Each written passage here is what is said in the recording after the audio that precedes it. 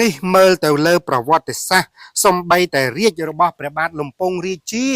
គឺគេប្រមាថយើងដោយសារស្អីគឺដោយសារតែពេលនោះអំណាចរបស់យើងធ្លាក់ចុះទន់ខ្សោយខ្លាំងណាស់ប្រជាពលរដ្ឋក្រីក្ររកបាយហូបមិនបានទេចំណាក់ស្រុករាប់លានអ្នកធ្វើឲ្យទីក្រុងយសោធបុរៈคล้ายទៅជាទីក្រុងដែលមិនសូវមានមនុស្សនៅចុងសម័យអង្គរ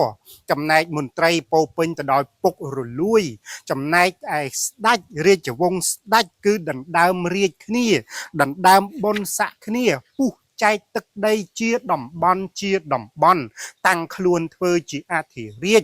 គឺមិនអោយនរណាបញ្ចេញមតិយោបល់ទាល់តែសោះហើយលទ្ធផលចុងក្រោយសៀមវៃបែកទីក្រុងយសោធបុរៈរបស់យើងតើនេះដោយសារអ្វីគឺដោយសារតែយើងខ្សោយមកដល់ពេលនេះគេឈ្លានពានយើងទៀតគេប្រមាថយើងទៀតដូច្នេះខ្ញុំសំណូមពរក្នុងនាមខ្ញុំជាអ្នកនិពន្ធភាពយន្តម្នាក់ហើយជាអ្នកនិពន្ធសៀវភៅអរិយប្រទេសនេះក៏សិក្សាអំពីប្រវត្តិសាស្ត្រដ៏ឈឺចាប់របស់ខ្មែរយើងនិងប្រវត្តិសាស្ត្ររុងរឿងរបស់យើងដែរនៅពេលណាដែលយើងតន់ខ្សោយគឺបរទេសគេប្រមាថយើងណាស់គេមើងងាយយើងណាស់គេជន់ឈ្លីយើងណាស់គេកាប់គេសម្លាប់យើងចាត់ទុកយើងដូចជាសត្វដូចជាធាតុអញ្ចឹង